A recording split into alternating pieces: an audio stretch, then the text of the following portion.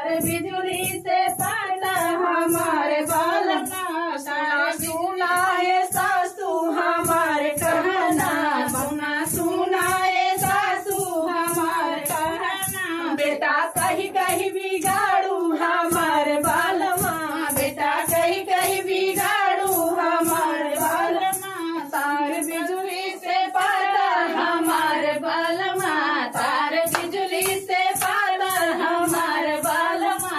सुना सुना है जेठनी हमारे कहना, सुना सुना है जेठनी हमारे कहना।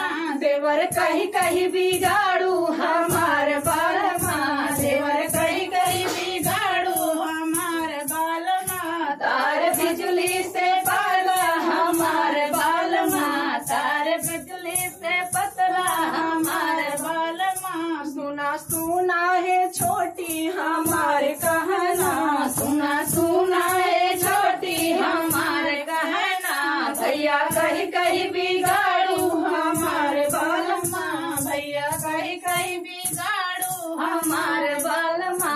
तार बिजली से पाला हमारे बालमा, तार बिजली से पाला हमारे बालमा।